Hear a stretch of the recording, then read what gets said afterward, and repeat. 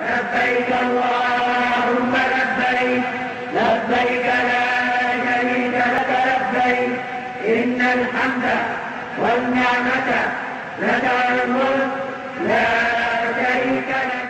لبيك اللهم لبيك لبيك لا شريك لك لبيك إن الحمد والنعمة لك والملك لا شريك لك.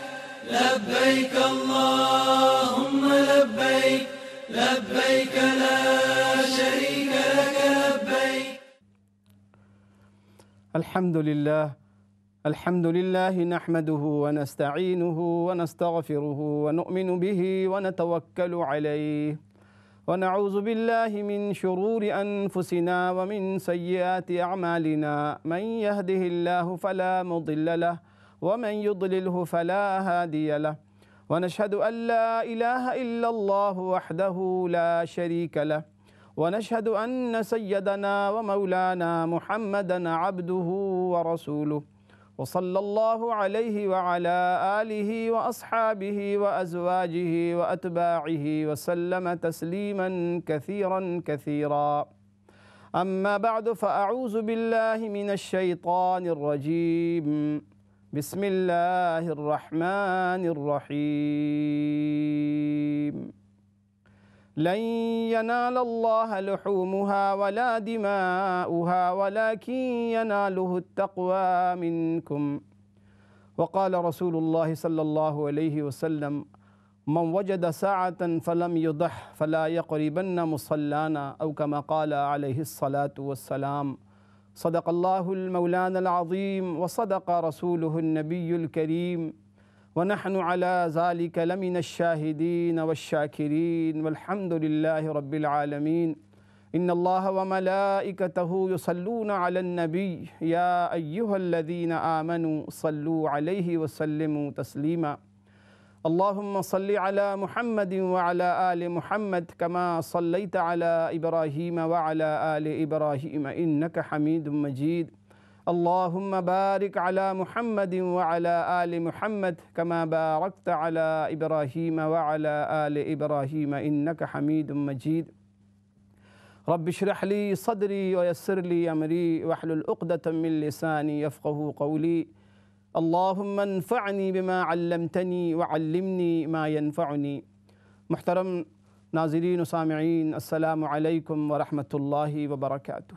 پروگرام پیغام حج میں آپ تمام بھائی بہنوں کو خوش آمدید ہے۔ اللہ کریم سے دعا ہے اللہ پاک آج کی اس نشست کو ہم سب کے حق میں قبول و منظور فرمائیں، اور جو کچھ ہم سنے سنائیں اللہ کریم ہم سب کو عمل کی توفیق عطا فرمائیں، آمین یا رب العالمین۔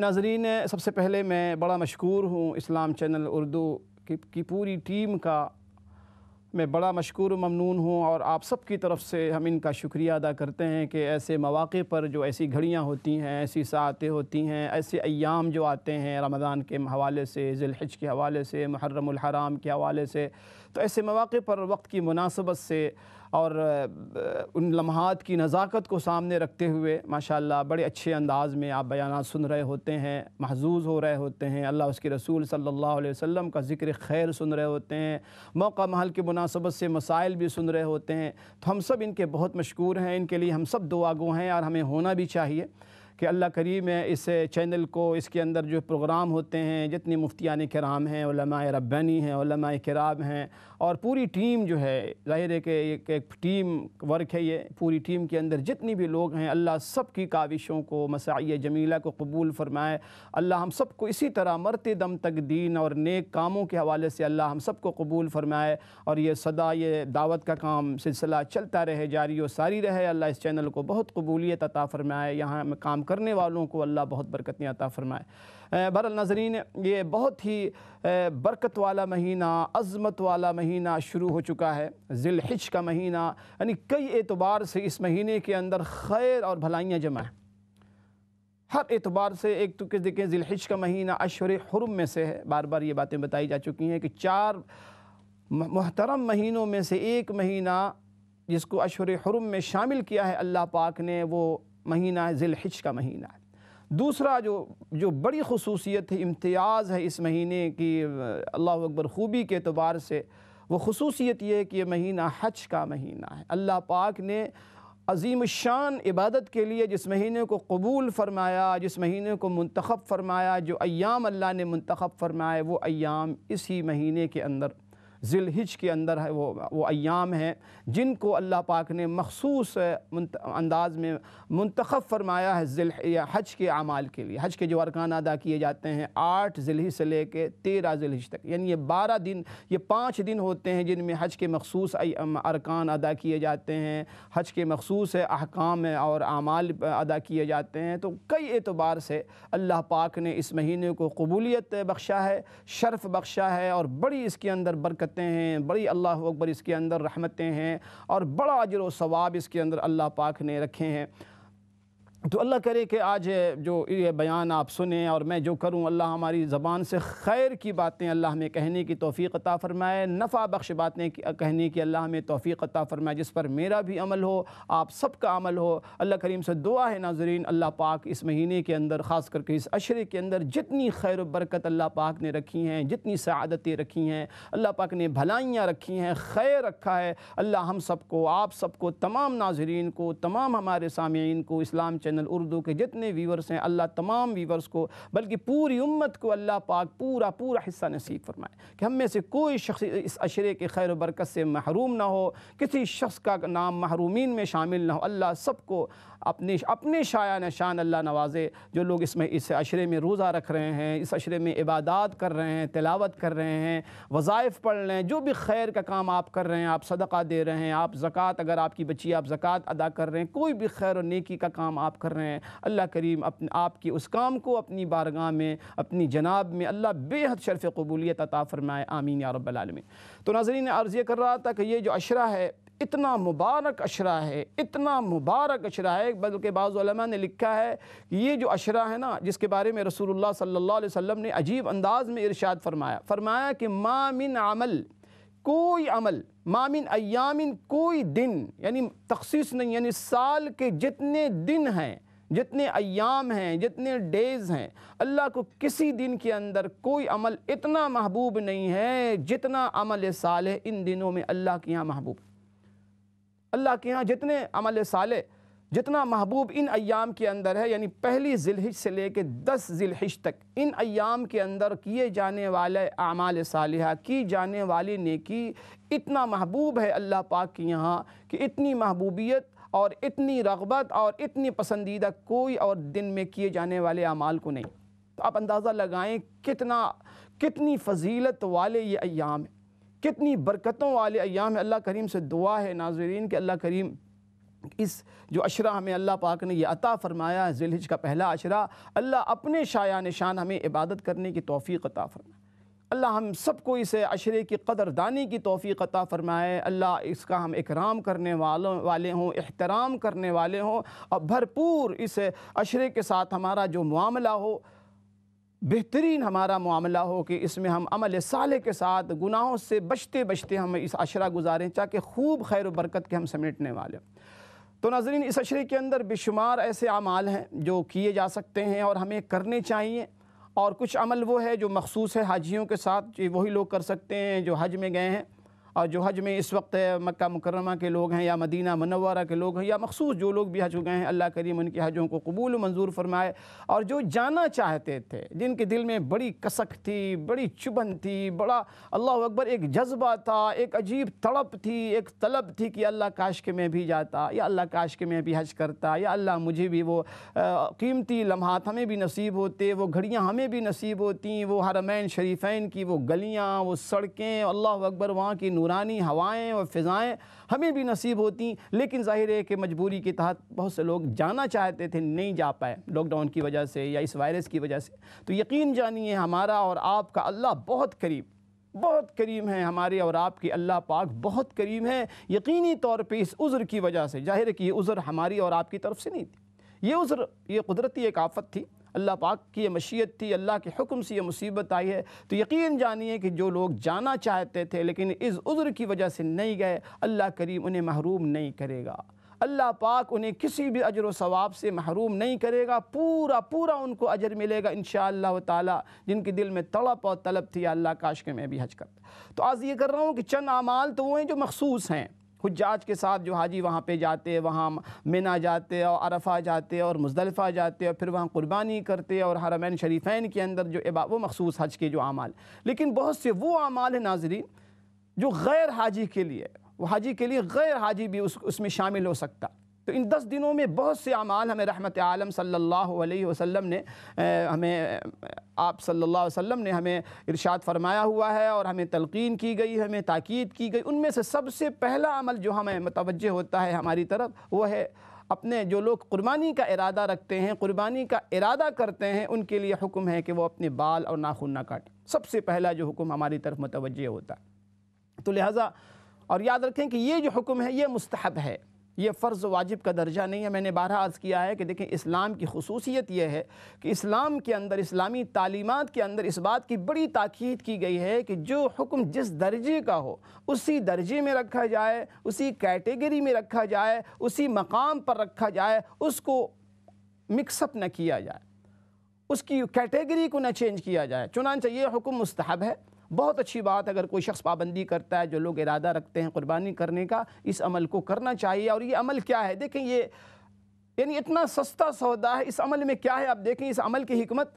اس عمل کی حکمت یہ ہے کہ بہت سے لوگ وہ ہیں جو حج کو نہیں گئے ہیں، حج کو نہیں جا سکے ہیں، تو ان کے لیے حکم یہ ہے کہ وہ حاجیوں کے ساتھ تھوڑی سی مشابہت اختیار کر لو، اپنی شبیہ اور اپنی مشابہت حاجیوں کی اس طرح کر لو تاکہ حاجیوں پر جو اللہ پاک کی طرف سے رحمتوں کی برسات ہوگی، رحمتوں کی گھٹائیں جو برسیں گی عرفہ کے میدان میں اور وہاں حرمین شریفین میں، تو غیر حاجی جو وہاں نہیں جا سکا ہے تھوڑی سی مشابہت اختیار کر کے ان کی کاپی کر کے اللہ پاک کی رحمت کا مستحق ہو سکتا۔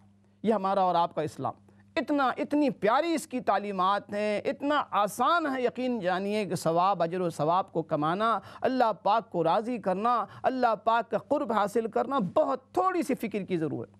اس کے بعد دیکھیں ایک بہت اونچا عمل جو اس عشرے کے اندر ہوتا ہے، اس عمل کو ہم کیا کہتے ہیں؟ اس عمل کو ہم قربانی کہتے ہیں۔ ابھی میں نے آپ کی خدمت میں آیت پیش کی، اللہ کریم کا ارشاد گرامی ہے کہ لن ینال اللہ لحومها ولا دماؤها ولکن ینالہ التقوی منکم۔ میرے بندو، تم جو قربانی کرتے ہو، سیکریفائز کرتے ہو، جانور کو اللہ کی بارگاہ میں پیش کرتے ہو، بہت اچھی بات، بہت اچھی بات، اور اس کی کوشش کرنی چاہیے ہر شخص کو جو صاحب استطاعت ہے، صاحب حیثیت ہے، صاحب مال ہے، صاحب نصاب ہے، کہ اس قربانی کے عمل سے قربانی والا عمل مس نہ ہو جائے، کیونکہ یقین جانیے کہ قربانی کا یہ عمل مخصوص ہے 3 دنوں کے ساتھ۔ 3 دنوں کے علاوہ پورے سال آپ جانور کو ذبح کر کے صدقہ تو دے سکتے ہیں، اسے آپ قربانی کا نام نہیں دے سکتے، اسے آپ یہ نہیں کہہ سکتے کہ میری طرف سے آپ قربانی کر دو۔ قربانی کا جو عمل ہے اس کی خصوصیت یہ ہے کہ وہ مخصوص ہے، متعین 3 دنوں کے اندر اگر آپ اللہ کی رضا خوشنودی کے لیے قربانی کریں گے تو اس کو آپ قربانی کا نام دے سکتے، اس عمل کو، اس عبادت کو قربانی کا نام آپ دے سکتے ہیں۔ 3 دنوں کے علاوہ سال کے جتنے بھی دن ہیں، کسی بھی دن آپ جانور ذبح کر کے صدقہ تو کر سکتے ہیں، قربانی نہیں کر سکتے۔ تو اللہ کریم بتانا یہ چاہتے ہیں کہ میرے بندو، جو تم قربانی اللہ کے نام پر کرتے ہو، اللہ کی رضا خوشنودی کے لیے کرتے ہو، تو یاد رکھو کہیں ذہن میں تمہارے یہ سوال نہ آؤ۔ اکثر و بیشتر ہمارے ذہن میں کبھی کبھی اس قسم کے سوالات آتے ہیں کہ بھائی جب اللہ کو ہماری نماز کی ضرورت نہیں ہے تو ہم کیوں نماز پڑھیں؟ یا کبھی کبھی شیطان یہ بھی وسوسہ ڈالتا ہے کہ ہم جو ذکر کرتے ہیں، اذکار کرتے ہیں، عبادات کرتے ہیں، اتنا ہم نے صدقہ کر دیا، اتنی ہم نے نمازیں پڑھی، میں نے تہجد پڑھی، میں نے اوابین پڑھی، تو شیطان یہ بہکاوے میں ہمیں ڈالتا ہے کہ گویا اپنے آپ کو ہم بہت بڑا سمجھنے لگتے ہیں کہ ماشاءاللہ کیا بات ہے ہماری، میں تو بہت بڑا عالم، بہت بڑا قاری، بہت بڑا حافظ، بہت بڑا مفتی، مقرر، اسپیکر، اور میں وہ۔ تو اللہ پاک اس غلط فہمی کو دور کرنا چاہتے ہیں کہ میرے بندو، تمہاری عبادت کی ہمیں ضرورت نہیں ہے، تمہاری کسی عبادت کی ہمیں ضرورت نہیں ہے۔ اللہ ڈزن نیڈ نتھنگ، نہ ہماری عبادات کی، نہ ہماری قربانی، نہ ہماری تکبیر، نہ تسبیح، نہ تحمید، نہ تحلیل، کسی چیز کی اللہ پاک کو ضرورت نہیں۔ پھر ہم کیوں کرتے ہیں عبادت؟ پھر اللہ کی بڑائی کیوں ہم بیان کرتے ہیں؟ اللہ پاک یہ چاہتے ہیں کہ میرا بندہ جب اللہ اکبر کہتا ہے اور اللہ سے اپنی نسبت جوڑتا ہے، اللہ کو جب بڑا کہتا ہے تو اللہ سے نسبت حاصل کرنے کی وجہ سے اللہ نہیں بڑا ہوتا، بندہ بڑا ہو جاتا ہے اس نسبت کی وجہ سے۔ بندہ جب کوئی عبادت کرتا ہے اللہ پاک کی تو اللہ پاک کی نسبت اس عبادت کی نسبت اللہ پاک کی طرف ہوتی ہے، تو اس عبادت کی برکت سے بندہ درست ہو جاتا ہے، بندہ کا قبلہ و کعبہ درست ہو جاتا ہے، بندے کی نسبت بڑی ہو جاتی ہے، بندے کے اندر وقار اور بندہ بڑا ہو جاتا ہے، بندے کے اندر اللہ پاک کی نسبت آ جاتی ہے، بندے کو اللہ پاک کا رابطہ ہو جاتا ہے، تو اس میں بندے کی بھلائی ہے۔ ورنہ اللہ پاک کا یاد رکھیں نہ تو پروموشن ہوتا ہے نہ ڈیموشن ہوتا، ساری کائنات مل کے اللہ کے ہر حکم کو پورا کرنے والی بن جائے، اللہ کی قسم اللہ کی شان میں کوئی پروموشن نہیں ہوتا، اللہ کی شان میں کوئی پروموشن، اللہ کی بزرگی میں، اللہ پاک کی عظمت میں کوئی بڑھوتری نہیں ہوتی۔ اور اگر خدا نہ خواستہ ساری کائنات انس و جن سارے مل کر اللہ کی بغاوت پر اتر آئیں، اللہ کے ہر حکم کو پامال کر دیں، اللہ کی قسم اللہ کی شان میں کوئی ڈیموشن نہیں ہوتا، اللہ کی بزرگی میں، اللہ پاک کی شان میں، اللہ پاک کی عظمت میں کوئی کمی واقع ہونے والی نہیں۔ تو اللہ پاک یہ غلط فہمی بندوں کی دور کرنا چاہتے ہیں۔ میرے بندو یاد رکھنا، جو تم جانور کی قربانی کرتے ہو تو اس جانور کا نہ تو گوشت اللہ کو پہنچتا ہے نہ خون پہنچتا ہے، اللہ پاک کو جانور کے گوشت کی ضرورت نہیں ہے۔ اللہ پاک اصل میں کیا دیکھنا چاہتے ہیں؟ فرمایا کہ وَلَٰكِن يَنَالُهُ التَّقْوَىٰ مِنْكُمْ، میرے بندو اللہ پاک تو دراصل تمہارا وہ جذبہ دیکھنا چاہتے ہیں، تمہاری وہ فیلنگز دیکھنا چاہتے ہیں، تمہارا ارادہ، تمہاری نیت، تمہارا انٹینشن کیا ہے، اس عمل کے ذریعے تم کون سی سنت کو زندہ کرنا چاہتے ہو، تم کیا کرنا چاہتے ہو۔ اللہ پاک تو اصل میں اللہ پاک کی نظر تمہاری اس نیت پر ہوتی ہے، اخلاص پر ہوتی ہے، سنسریٹی پر ہوتی ہے، انٹینشن پر ہوتی ہے، جس انٹینشن کے ذریعے تم نے جانور کو ذبح کیا۔ تو اللہ پاک سے دعا ہے ناظرین، اللہ پاک ہمیں بھی صحیح معنوں میں قربانی کا جو فلسفہ ہے، قربانی کی جو روح ہے، آپ دیکھیں قربانی کی کیا روح ہے، قربانی کا فلسفہ کیا ہے۔ ابراہیم علیہ نبی علیہ السلام اصل تو قربانی پیش کی تھی ابراہیم علیہ السلام کہ اپنے صاحبزادہ اسماعیل علیہ السلام کو اللہ کے ایک حکم پر سر تسلیم خم کر دیا۔ قرآن نے جس انداز میں اللہ اکبر اس واقعے کا نقشہ کھینچا ہے، آپ یقین جانیے کہ انسان حیرت زدہ رہ جاتا ہے۔ قرآن نے بڑے اچھی انداز میں فَلَمَّا أَسْلَمَا وَتَلَّهُ لِلْجَبِينِ، اے لوگوں دیکھو جب کس طریقے سے باپ اور بیٹے دونوں نے سر تسلیم خم کر دی، باپ نے بھی اللہ کے حکم کے آگے سر جھکا دیا اور بیٹے نے بھی اللہ کے حکم کے آگے سر تسلیم خم کر دیا۔ قرآن نے بڑے عجیب انداز میں فرمایا کہ فَلَمَّا أَسْلَمَا، جب دونوں کے دونوں نے سر تسلیم خم کر دیا، معلوم یہ ہوا کہ اسلام کا ترجمہ یہ ہے کہ انسان اپنے آپ کو سرنڈر کر دے، سر تسلیم خم کر دے اللہ پاک کے احکام کے سامنے، یا اللہ آپ کا حکم ہے میرا سر، بلا کسی تردد کے، تعمل کے، پسو پیش کے، فوراً انسان اس حکم پر تعمیل کے لیے آمادہ ہو جائے، اسے اسلام کہتے ہیں، اسے اسلام کہتے ہیں۔ تو بہرحال قرآن نے اس میں تذکرہ کیا ہے کہ لن ینال اللہ لحومها ولا دماؤها ولکن ینالہ التقوی منکم، میرے بندو نہ اللہ پاک کو تمہارے جانور کا گوشت پہنچتا ہے، نہ اللہ پاک کو اس کا خون پہنچتا ہے، اللہ پاک کو جو چیز پہنچتی ہے تمہارا تقوی پہنچتا ہے، تمہاری للہیت، تمہارا خشوع، تمہارا وہ جذبہ جس جذبے سے تم قربانی کے جانور کر رہے ہوتے ہو۔ تو الحمدللہ اللہ پاک کا بڑا احسان ہے، اللہ پاک کا بہت کرم ہے ناظرین کے اس گئے گزرے دور میں بھی الحمدللہ ہمارے پوری دنیا میں رہنے والے مسلمان کلمہ گو بھائی بہن ہمارے الحمدللہ ان کو جو اس عمل سے جو اللہ اکبر وابستگی ہے، اس عبادت کے حوالے سے جو ذوق شوق ہے کہ ہر شخص کی اس خواہش ہوتی ہے کہ یا اللہ مجھے بھی قربانی کی توفیق عطا فرما، اور ہر شخص بندہ اور بندی، ہر شخص اور ہر مسلمان کی یہ تمنا ہوتی ہے، آرزو ہوتی ہے، طلب ہوتی ہے کہ اللہ میں بھی قربانی کرنے والوں میں شامل ہو جاؤں۔ الحمدللہ میں نے دیکھا ہے آپ مشرق سے لے کے مغرب، شمال سے لے کے جنوب تک، کہیں بھی آپ کسی خطے میں دنیا میں کے چلے جائیں، الحمدللہ یہ 3 دن عید الاضحیٰ کے جو ہوتے ہیں، ہر مومن کی یہ خواہش ہوتی ہے کہ یا اللہ قربانی کا یہ مبارک عمل اس میں شامل ہو جاؤں، یا اللہ اس میں میری شرکت ہو جائے، یا اللہ اس میں، اور اتنا محبوب یہ عمل ہے ناظرین۔ حدیث میں اللہ کے نبی صلی اللہ علیہ وسلم ارشاد فرما رہے ہیں کہ اے لوگو قربانی کے ان 3 دنوں کے اندر اللہ پاک کو قربانی سے زیادہ کوئی عمل محبوب نہیں، یعنی جتنا محبوب عمل قربانی ہے، قربانی سے زیادہ محبوب کوئی عمل نہیں ہوتا ہے جو ان 3 دنوں میں جو قربانی کا عمل کیا جاتا ہے۔ اللہ پاک سے دعا ہے اللہ ہم سب کو، جتنے لوگ مجھے سن رہے ہیں دیکھ رہے ہیں، اللہ ہم سب کو توفیق عطا فرمائے، پوری امت کو اللہ توفیق عطا فرمائے کہ اس عمل کو، اس نیکی کو بڑے ذوق شوق کے ساتھ، پورے آداب کے ساتھ. اصل تو دیکھیں قربانی 55 میں ہم لوگ جب، آپ سب کو یاد ہوگا، اصل تو قربانی وہی ہوتی تھی کہ ہم جانور لے کے اس کی پرورش بھی کرتے تھے، لک آفٹر کرتے تھے. 10-15 دن پہلے ہم جانور لے آتے تھے، پھر اس جانور سے ایک تعلق ہو جاتا تھا. مجھے آج تک یاد ہے کہ ہم لوگ جب چھوٹے ہوتے تھے، آپ میں سے بہت سے لوگوں کو یاد ہوگا، تو ہمارے والدین ہمارے سامنے جب قربانی ہوتی تھی تو آنکھیں ہماری اشکبار ہوتی تھیں، چونکہ اس جانور سے ایک تعلق ہو جاتا تھا. اس کو ہم کھلا رہے ہیں، اس کی لک آفٹر کر رہے ہیں، اس کے ساتھ ایک عجیب ایسا لگتا تھا جیسے گھر کا ایک فرد ہو گیا. وہ جانور نہیں بلکہ ایسا لگتا تھا کہ فیملی ممبر وہ بن چکا ہے، اور ہر بچے سے لے کے بڑے بوڑھے تک سب کا اس کا عجیب والہانہ تعلق ہوتا تھا. اصل تو قربانی وہ تھی. لیکن ظاہر ہے کہ اسلام دیکھیں دین کامل ہے، دین مکمل ہے. اسلام نے ہر طرح کے لوگوں کے لیے، ہر علاقے کے لوگوں کے لیے الحمدللہ آپشن موجود ہے. یہاں سے ہم قربانیاں اپنے بیک ہوم میں بھیج دیتے ہیں، جہاں جی چاہے آپ بھیج سکتے ہیں. لیکن اس کی پوری کوشش کرنی چاہیے کہ ہم قربانی کا عمل ضرور کریں، اور قربانی کرنے سے پہلے قربانی کا جو پورا فلسفہ ہے اس کو ہم ضرور سامنے رکھیں. ہمارے استاد کہا کرتے تھے کہ دیکھو قربانی کیا ہے.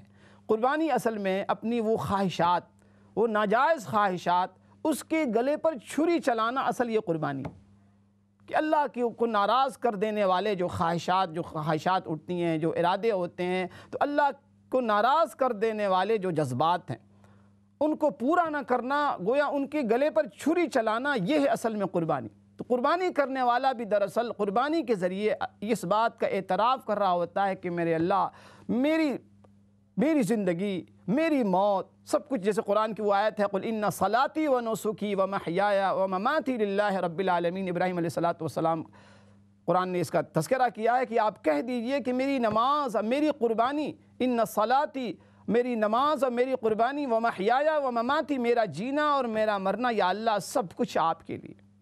ساری محبتیں آپ کی محبت پر قربان ہے، سارے تعلقات آپ کے تعلقات پر قربان ہے، ساری خواہشات یا اللہ آپ کی ایک مشیت حکم پر ہم قربان کرنے والے ہیں.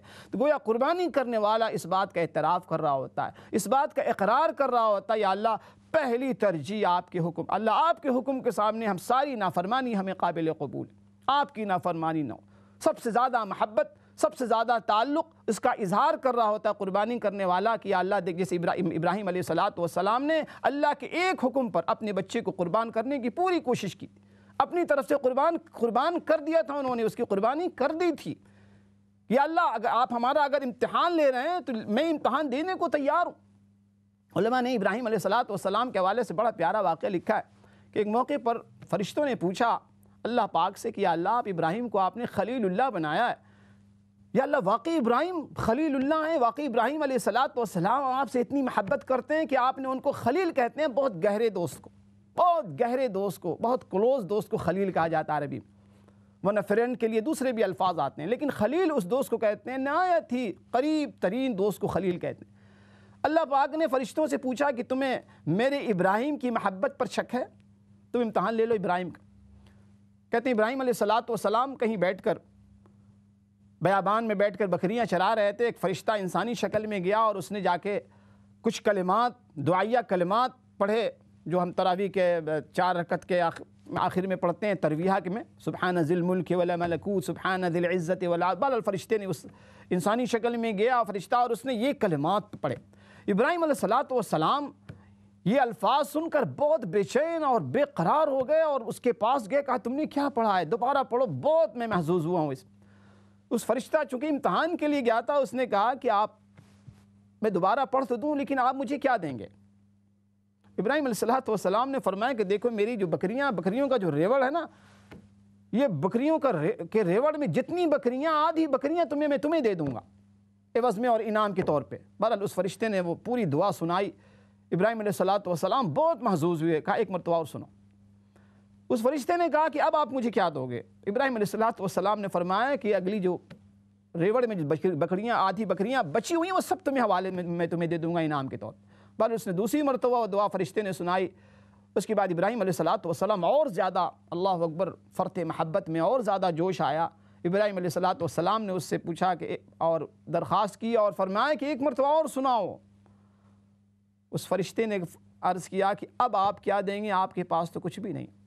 ابراہیم علیہ السلام نے جواب میں ارشاد فرمایا کہ دیکھو ساری بکریاں اور بکریوں کا ریوڑ میں نے تمہارے حوالے کر دیا ہے، تو تمہیں لامحالہ تمہیں کسی چرواہے کی ضرورت پیش آئے گی، تو میں اپنے آپ کو پیش کرتا ہوں کہ بکریوں کا ریوڑ چلانے والا بھی جو تمہیں کوئی چاہے ایک مرتبہ اور مجھے سنا دو، میں اپنے آپ کو تمہارے حوالے۔ اندازہ لگائیے یہ تھی محبت حضرت ابراہیم علیہ نبینا علیہ السلام اللہ پاک کے حوالے سے۔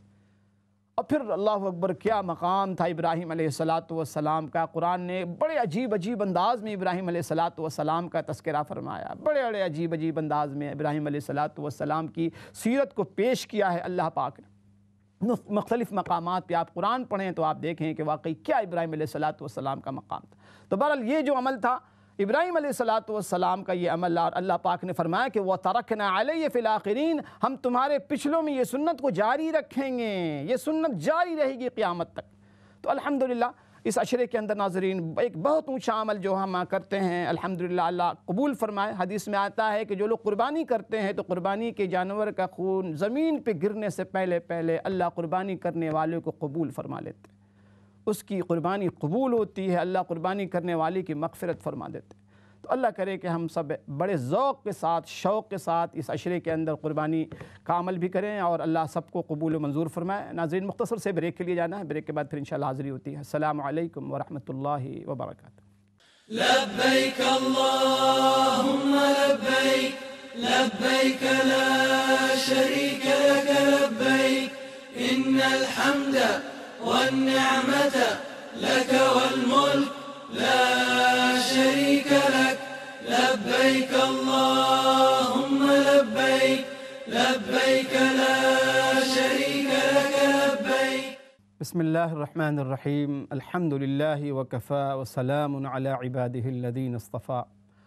محترم ناظرین السلام علیکم ورحمۃ اللہ وبرکاتہ۔ پروگرام پیغام حج میں آپ تمام بھائی بہنوں کو خوش آمدید ہے۔ اللہ کریم سے دعا ہے اللہ پاک آج کے اس نشست کو ہم سب کے سنانے کو اللہ کریم اپنی بارگاہ میں بہت قبول منظور فرمائیں، اور جو کچھ ہم سنائیں اللہ پاک ہم سب کو عمل کی توفیق عطا فرمائیں، آمین یا رب العالمین۔ ناظرین بریک سے قبل میں عرض کر رہا تھا کہ یہ بہت ہی مبارک مہینہ شروع ہو چکا ہے، ذی الحج کا مہینہ، اور کئی اعتبار سے اس مہینے کی کو بہت بڑی خصوصیت حاصل ہے۔ ایک تو کہ یہ مہینہ اشہر حرم میں سے ہے، 4 مہینوں میں سے ایک مہینہ۔ دوسرا یہ اس مہینے کی جو بڑی خصوصیت ہے کہ یہ مہینہ اللہ پاک نے اس مہینے کو حج کے لیے قبول فرمایا، کہ اس مہینے کے اندر مخصوص چند ایام ہیں جو مخصوص ہیں حج کے ارکان کے ساتھ، کہ دوسرے دنوں میں آپ عمرہ تو کر سکتے ہیں، حج نہیں کر سکتے۔ حج کے لیے یہ مہینہ حج ہی کے حوالے سے مشہور ہوتا ہے کہ حج والا ذو الحجہ، یعنی حج والا مہینہ۔ تو الحمدللہ اللہ کریم کا بڑا احسان، اللہ کریم کا ہمیں بہت شکر گزار ہونا چاہیے کہ اللہ پاک نے پھر ہمیں یہ مہینہ عطا فرمایا، ایک مرتبہ پھر اس مہینے میں ہم داخل ہوئے، اور اس مہینے کے حوالے سے رحمت عالم صلی اللہ علیہ وسلم نے حدیث کے اندر، اور خود قرآن کریم نے اللہ پاک نے قرآن کریم میں مختلف مقامات پر اس حوالے سے تذکرہ کیا ہے۔ گزشتہ کل میں نے عرض کیا تھا سورۃ الفجر کے حوالے سے کہ اللہ پاک نے والفجر ولیال عشر 10 دنوں کی قسمیں کھائی ہیں، 10 راتوں کی، اور ذی الحجہ کی پہلی جو تاریخ ہوتی ہے فجر کی قسم کھائی ہے، والشفع والوتر، اور 8ویں اور 9ویں اور 10ویں تاریخ کی قسم کھائی ہے، یوم النحر اور یوم عرفہ کی۔ تو میں نے عرض کیا تھا کہ قسموں کا کھانا اس بات کی علامت ہے کہ اللہ پاک جس چیز کی قسم کھا رہے ہوتے ہیں دراصل اس کی عظمت بتانی مقصود ہوتی، اس کی عظمت، اور اللہ کریم اس دن کے حوالے سے بتانا یہ چاہتے ہیں کہ وہ دن بہت بابرکت ہے، بہت باعظمت۔ الحمدللہ یہ ساری چیزیں اس عشرے کے اندر شامل ہیں۔ یہ عشرہ شروع ہو چکا ہے، آج اس کی 2 تاریخ ہے۔ ناظرین ساتھ میں یہ بھی آپ کو بتا دوں کہ کالز آن ہیں، آپ چاہیں تو آج کے ٹاپک کے حوالے سے آپ کے ذہن میں کوئی سوال آپ ضرور سوال کر سکتے ہیں، کوئی مسئلہ پوچھنا ہو تو آپ ضرور مسئلہ پوچھیں، اور پھر آپ کے ذریعے سے بہت سے لوگوں کو اس کا فائدہ ہوتا ہے، بینیفٹ ملتا ہے۔ بہت سے لوگ بہت سے مسائل پوچھنا چاہتے ہیں، بہت سے لوگ نہیں پوچھ پاتے ہیں، تو آپ کی پوچھنے کی برکت سے اگر دوسروں کو نفع ملے اور فائدہ پہنچے تو اس میں یقینی طور پہ آپ کو بھی اجر اللہ پاک کی طرف سے ملے گا، اور آپ بھی اللہ کے ہاں اجر و ثواب کے مستحق ہوں گے۔ تو لہٰذا آپ سوال کر سکتے ہیں، کالز آن ہیں۔ تو میں عرض کر رہا تھا ناظرین کہ یہ جو محرم ذی الحجہ کا جو پہلا عشرہ ہے، بہت مبارک عشرہ، بہت برکتوں والا رحمتوں والا عشرہ ہے۔ اللہ کریم سے دعا ہے اللہ کریم اس عشرے کے ایک ایک لمحے کی ہمیں توفیق عطا فرما دیں۔ اور علماء نے لکھا ہے کہ اس عشرے کی اتنی فضیلت ہے کہ رمضان کے بعد اگر کوئی دن، اگر کوئی رات، اگر کوئی گھڑی، اگر کوئی ایام اللہ کے یہاں محبوب ہیں تو یہ ذی الحجہ کا یہ پہلا عشرہ۔ اللہ کے نبی صلی اللہ علیہ وسلم نے حدیث میں بہت ہی کلیئر انداز میں فرمایا کہ ما من ایام کہ اللہ کے ہاں عمل صالح کے حوالے سے کوئی دن اتنا مقبول محمود نہیں ہے، اتنا پسندیدہ نہیں ہے جتنا یہ دن 10 دن جو ہے حج کا جو پہلا عشرہ ہے، یہ جو ایام، اس میں آپ تلاوت کریں، اس میں آپ وظائف پڑھیں، اس میں آپ نماز پڑھیں، اس میں آپ تلاوت کریں، صدقات دیں، کوئی بھی نیکی آپ کریں، اللہ کے اس پر بہت اجر و ثواب۔ اور کتنا اجر و ثواب اس کا تذکرہ نہیں کیا، اس کا تذکرہ نہیں کیا کہ ان 10 ایام میں یہ بتلایا کہ بہت محبوب ہیں، کی جانے والی نیکیاں اللہ کی یہاں بہت محبوب ہیں۔ کتنی محبوب ہیں، ان پر کتنا اجر و ثواب ملے گا، اللہ پاک کا نہ بتانا مقدار اس بات کی علامت ہے کہ بے حساب اللہ عطا فرمائیں گے۔ اس عشرے کے اندر کی جانے والی نیکی پر اللہ بے حساب اپنے شان اللہ ہمیں عطا فرمائیں گے۔ لہٰذا ہمیں بھرپور کوشش کرنی چاہیے۔ میں نے عرض کیا تھا کہ کم از کم نیکیوں کا درجہ یہ ہے کہ ہم نماز کی پابندی کریں۔ ویسے تو ہم انشاءاللہ بہت سے لوگ الحمدللہ ہمارے یہاں نماز پڑھتے ہیں، ہماری بہنیں، ہماری بیٹیاں، ہماری مائیں بہت نمازوں کی پابند ہیں۔ مزید گزارش یہ ہے دیکھیں اس عشرے کے اندر خصوصی پابندی ہم نماز کی کریں، خاص کر کے فجر اور عشاء ہم سے قضا نہ ہو۔ اس کے علاوہ اللہ پاک اگر ہمیں توفیق دیں رات کے آخری پہر میں تھوڑا 2-4 رکعت ہم تہجد کی پڑھ لیں، یا عشاء کی نماز کے ساتھ کچھ تہجد کی رکعات ہم پڑھ لیں، تھوڑی سی تلاوت کر لیں، گناہوں کا اجتناب کریں۔ اور خاص کر کے رسول اللہ صلی اللہ علیہ وسلم نے جو تاکید کی ہے اس عشرے کے حوالے سے کہ اس عشرے کے اندر آپ نے کچھ تسبیحات پڑھنی، تو آپ نے بڑی تاکید کی ہے کہ اس عشرے میں کثرت کے ساتھ تسبیح پڑھا کرو۔ تسبیح کیا ہے؟ سبحان اللہ پڑھ۔ پھر آپ نے ارشاد فرمایا کہ اس عشرے میں کثرت کے ساتھ تحمید کیا کرو۔ تحمید کیا ہے؟ الحمدللہ پڑھ، الحمدللہ کا درد۔ اس کے بعد آپ نے فرمایا کہ کثرت کے ساتھ تحلیل پڑھا کرو۔ تحلیل کیا ہے؟ لا الہ الا اللہ۔ پھر اس کے بعد فرمایا کہ تکبیر بھی پڑھا کرو، اللہ اکبر۔ تو یہ 4 تسبیح ہم نے پابندی سے پڑھنا ہے، سبحان اللہ، الحمدللہ، اللہ اکبر، لا الہ الا اللہ۔ اس کا بالکل ہم نے اپنے آپ کو پابند بنا لیا، تو ہر وقت ہمیں پڑھنا چاہیے ان تسبیحات کو۔ خاص کر کے ان ایام کے اندر فرمایا کہ 4 تسبیح کو لازم پکڑو، سبحان اللہ، الحمدللہ، اللہ اکبر، لا الہ الا اللہ۔ اور قربان جائیے ناظرین، اسلامی تعلیمات کی خصوصیت پر اللہ اکبر، اور اتنی آسانیاں ہمارے لیے رکھی گئی ہیں کہ دیکھیں ان تسبیحات پڑھنے کے لیے آپ کا باوضو ہونا بھی ضروری نہیں، آپ بے وضو بھی پڑھ سکتے ہیں۔ آپ کچن میں کام کر رہی ہیں، آپ آفس میں آپ بیٹھے ہوئے ہیں، آپ گاڑیاں چلا رہے ہیں، آپ کہیں بھی ہیں، کسی بھی حال میں آپ کمپیوٹر پہ بیٹھے ہوئے ہیں، آپ ہوم ورک کر رہے ہیں، آپ آفس ورک کر رہے ہیں، آپ کی زبان جاری ہے، سبحان اللہ، الحمدللہ، اللہ اکبر، لا الہ الا اللہ۔ اس کو اتنا اپنی زبان کو اتنا یوز ٹو بنائیں کہ بلا ارادہ بھی یہ تسبیحات جاری رہیں۔ بہت سے لوگ ایسے ہیں ہمارے یہاں الحمدللہ کہ بے ساختہ ان کی زبان پر یہ ورد جاری رہتا ہر وقت، سبحان اللہ، الحمدللہ، لا الہ الا اللہ، اللہ تیسرا کلمہ جسے آپ پڑھتے رہتے ہیں، سبحان اللہ والحمدللہ ولا الہ الا اللہ واللہ اکبر۔ اور یہ بہت آسان، اور اس کو ہم بہت یعنی یقین جانیے کہ ہمارے یہاں یہ جو تسبیحات ہیں نا، ہم ان کی اصل میں قدر و منزلت کو جانتے نہیں ہیں کہ ان تسبیحات پر اللہ کریم ہمیں کیا دیتے ہیں، ان پر کیا انعام رکھا گیا۔ فرمایا کہ جو شخص سبحان اللہ پڑھتا ہے، سبحان اللہ کے ثواب سے زمین و آسمان کی فضا بھر جاتی ہے۔ اتنا اجر و ثواب اللہ پاک نے ان تسبیحات میں رکھا ہے۔ اللہ اکبر، جب ایک انسان اللہ کی بڑائی بیان کرتا ہے، اب دیکھیں آپ جب ہم نماز پڑھتے ہیں سب سے زیادہ جس تسبیح کو ہم ریپیٹ کرتے ہیں وہ اللہ اکبر۔ ہم کھڑے ہوئے اللہ اکبر، ہم رکوع میں گئے اللہ اکبر، سجدے میں گئے اللہ اکبر، سجدے سے اٹھے تھے اللہ اکبر۔ اسی طریقے سے ان ایام میں عرفہ کے دن کی فجر سے لے کے 13ویں تاریخ کی عصر تک ہم ایام تشریق جسے کہتے ہیں، ہم تکبیر پڑھتے ہیں، اللہ اکبر، لا الہ الا اللہ، واللہ اکبر، اللہ اکبر وللہ الحمد۔ آپ دیکھیں کہ اس تسبیح میں بھی سب سے زیادہ جس لفظ کو دہرایا گیا ہے، ریپیٹ کیا گیا ہے، وہ اللہ اکبر۔ اچھا ہمارے ساتھ کالر ہیں جی، کال لیتے ہیں جی۔ السلام علیکم ورحمۃ اللہ۔ جی وعلیکم السلام جی، کیا حال ہے؟ ٹھیک جی ہے الحمدللہ میری بہن۔ اچھا میں نے 2 پوچھنی ہے باتیں آپ سے۔ جی جی۔ ایک تو ابھی بھی آپ نے بتایا ہے، لیکن پھر بھی میں کنفرم کرنا چاہتی ہوں کہ جو آپ نے بتایا نا کہ قربانی دینی ہو تو ناخن اور بال نہ کٹواؤ۔ جی جی جی جی جی۔ اچھا आपने भी ये बोला है, कुछ सुना हुआ भी है, लेकिन कुछ बंदे कहते हैं कि ये जरूरी नहीं है। जी जी। अच्छा, दूसरी बात है कि अगर हमने एक चीज बड़ी ली है, उसमें 7 हिस्से हमने डालने हैं, जी जी। मसलन गौ ली है या बैरा लिया है, जो भी, तो वो जो 7 हिस्से हमने डाले हैं, जो हिस्सों वाले हैं, उन्होंने भी यही करना है, बाल नहीं कटवाने या नाखून काटने या नहीं काटने, उनका भी यही है। ठीक है, मैं अर्ज़ करता हूँ। प्लीज मेहरबानी करके। ओके, खुदा हाफिज़। वालेकुम जज़ाकुमुल्लाह, बहुत शुक्रिया आपकी कॉल का मेरी बहन। ये और कॉल है? अच्छा जी, नेक्स्ट। अस्सलाम वालेकुम रहमतुल्लाह। वालेकुम अस्सलाम व रहमतुल्लाह। जी मेरी बहन। मौलाना साहब, मैंने आपको एक ख्वाब सुनाना था। जी जी।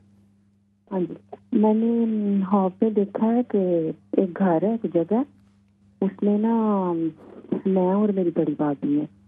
तो मैं उनको कहती हूँ कि भाभी उस तरफ ना जिन है ना, तो वो देखती हैं उधर से, तो कहती हैं हाँ उधर तो जिन है ना, तो वो मुझे पकड़ के ना तो अपनी तरफ कर लेती हैं। एक ये मैंने ख्वाब देखा है, और एक ये मैंने ख्वाब देखा, ख्वाब में मैंने दो सांप जोड़े, एक थे और दो के मैंने सर कुचले हैं और 2 को मैंने वैसे कुचल लिया। वो सब येलो से कलर के, इस तरह के। इसका मतलब मैं कुछ आपसे रहनुमाई चाहती हूँ। ठीक, बहुत शुक्रिया मेरी बहन, बहुत शुक्रिया, बहुत शुक्रिया। जी और कॉल है?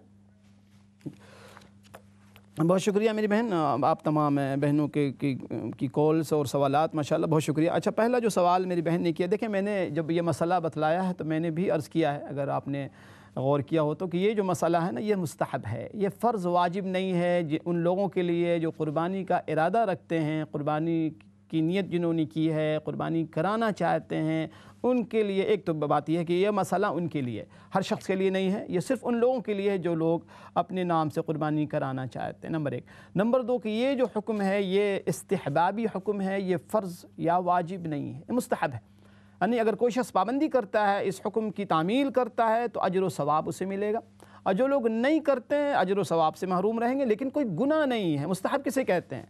मुस्तहब कहते हैं ऐसा अमल जिसको अगर आप कर लें तो आपको अजर व सवाब मिलेगा, और अगर आप न करें तो इस पर कोई गिरफ्त नहीं है, कोई गुनाह नहीं है, कोई पकड़ नहीं है, कोई मुआखज़ा नहीं है, इसे मुस्तहब कहते हैं।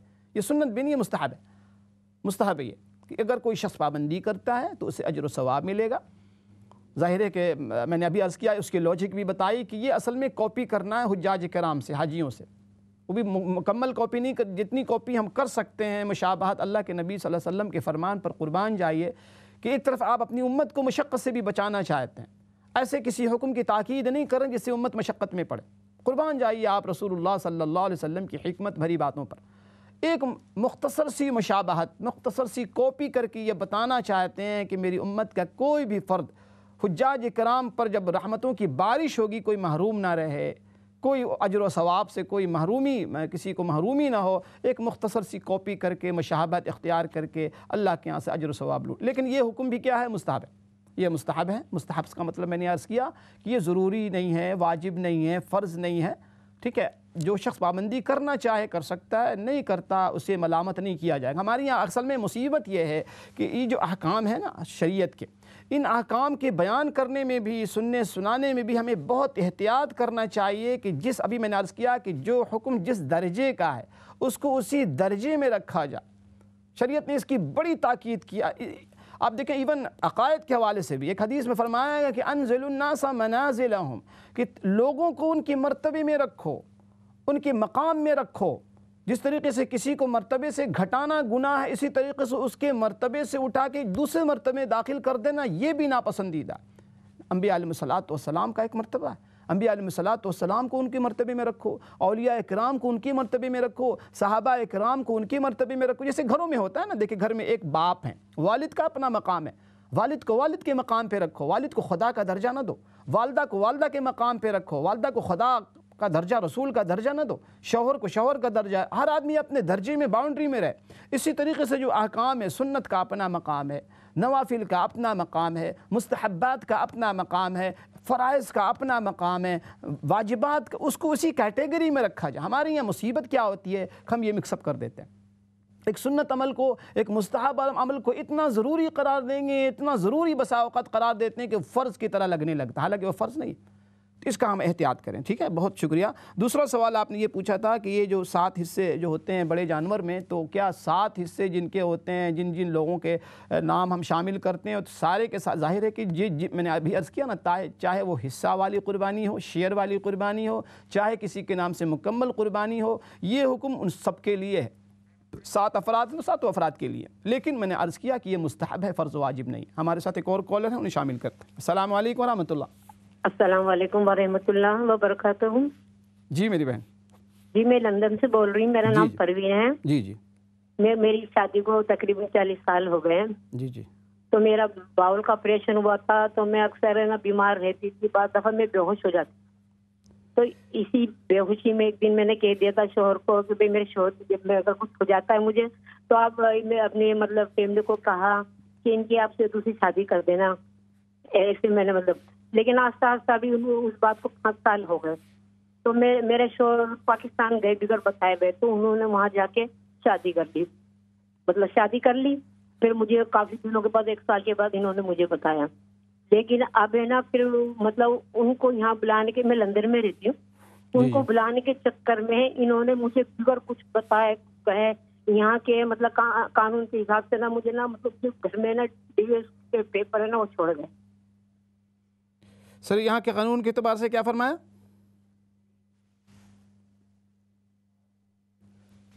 جی ڈونر آپ ہیں؟ وہ ایک پاکستان میں رہتی ہے، میں لندن میں رہتی ہوں۔ جی جی۔ تو ان کو بلانے کا یہاں کا پروگرام تھا، تو انہوں نے مجھ سے کوئی بھی اس وقت پہ بات بھی نہیں کی، کوئی راہ نہیں لیا، جیسے شادی کے بارے میں نہیں لی، کوئی نہیں، جیسے اچانک شادی کی، اچانک بتایا 6 7 8 مہینے کے بعد۔ اور اسی طرح انہوں نے مجھے طلاق یہاں کے قانون کے حساب سے ڈیویس پیپر سب کچھ کر کے، جو گھر میں جب مجھے پیپر ملا، یہ پھر پاکستان چلے گئے اپنی جی وائف سے ملنے کے لیے، تو مجھے وہ پیپر ملے، تو اس میں میرا ڈیوورس ہو چکا ہے یہاں کے قانون کے حساب سے۔ لیکن مجھے اب یہ نہیں پتا کہ میں شریعت کے حساب سے میں پوچھنا چاہتی ہوں، میں ان کی نکاح میں ہوں؟ ٹھیک ہے، میں عرض کرتا ہوں۔ بہت شکریہ میری بہن، بہت شکریہ۔ اللہ کریم آپ کے لیے آسانیاں پیدا فرمائے، میں بھی عرض کرتا ہوں۔ جی نیکسٹ کالر۔ السلام علیکم ورحمۃ اللہ۔ السلام علیکم مولانا صاحب۔ جی وعلیکم السلام ورحمۃ اللہ بھائی۔ مولانا صاحب میں ندیم بول رہا ہوں، آپ سے بہت دیر سے بات ہوئی ہے۔ اچھا۔ آپ کو سلام دعا کہنی تھی، اور بہت شکریہ۔ ایک ریکویسٹ تھی کہ صرف میری امی جی کے لیے دعا کریں، صحت و تندرستی کے لیے، اور آپ کو بہت سلام ان کی طرف سے۔ بہت شکریہ۔ پہلے بات چیت ہوتی رہتی تھی، لیکن پھر تھوڑا سا بیماری کی وجہ سے تھوڑا سا۔ اللہ کریم سلامتی عطا فرمائے جی، صحت جسمانی روحانی ہر قسم کی سلامتی آپ کو، آپ کی امی کو، اور پوری امت کے بیماروں کو اللہ شفا کو لے آتا۔ بہت بہت شکریہ، بہت شکریہ آپ کی۔ اس کے بعد ایک میری بہن نے خواب کا تذکرہ کیا۔ میں عرض کر دوں کہ دیکھیں یہ پروگرام جو ہوتا ہے، چونکہ خواب ایک تفصیل طلب ایک موضوع ٹاپک ہوتا ہے، تو اس حوالے سے کافی وقت درکار ہوتا ہے، تو خواب والوں سے گزارش ہے کہ پلیز خواب اگر لمبا ہو اور خواب کے حوالے سے یعنی آپ جو ہے سوال نہ کیا کریں، چونکہ بہت تفصیل طلب ہوتا ہے، بہت مشکل ہو جاتی ہے اس کے تعبیر کے حوالے سے۔ بہرحال آپ نے عرض کر دیا۔ دیکھیں خواب کے حوالے سے میں نے بارہا عرض کیا ہے کہ ایک تو یہ یاد رکھیں کہ خواب کی 3 قسمیں ہیں۔ ایک خواب ہوتا ہے جو خیالی خواب ہوتا ہے، جو کچھ آدمی کر رہا ہوتا ہے، دن بھر جو ایکٹیویٹیز ہو رہی ہے تو رات میں وہی دیکھ رہا ہوتا ہے، ٹھیک ہے۔ دوسرا خواب جو ہے رحمانی خواب ہوتا ہے، اللہ پاک کی طرف سے سائن دکھائے جاتے ہیں، اس کی پھر ایک تعبیر ہوتی ہے۔ تیسرا خواب ایک شیطانی خواب ہوتا ہے، آدمی ڈراؤنی خواب آ گیا، اپنے سانپ، بہرحال تو اس حوالے سے ذہن میں رکھیں کہ خواب ایک بہت تفصیل طلب، بہت سی چیزیں چونکہ جو معبر ہے نا، بہت سی چیزیں ریکوائرمنٹ ہوتی ہیں پوچھنے کے حوالے سے، تب جا کے اس صحیح تعبیر تک۔ لیکن اصول ذہن میں رکھیں کہ خواب اگر آپ نے دیکھا ہے، خواب میں ایسی چیزیں آپ نے دیکھی، ایک تو شیطانی خواب ہے، وہ تو یہ ہے کہ آپ جس وقت بیدار ہوں اسی وقت اعوذ باللہ من الشیطان الرجیم پڑھ لیں، بلو کر لیں، کروٹ بدل لیں، استغفار پڑھ لیں، اللہ کریم سے دل میں دعا بھی کر لیں کہ یا اللہ اس خواب کی بری تعبیر سے، شر سے بچائیے گا۔ یہ ہر شخص کی ذمہ داری ایسے موقع پر اتنا ضرور کہہ دے اعوذ باللہ پڑھ کے، ٹھیک ہے، اس کے بعد کروٹ بدل کے سو جائیں۔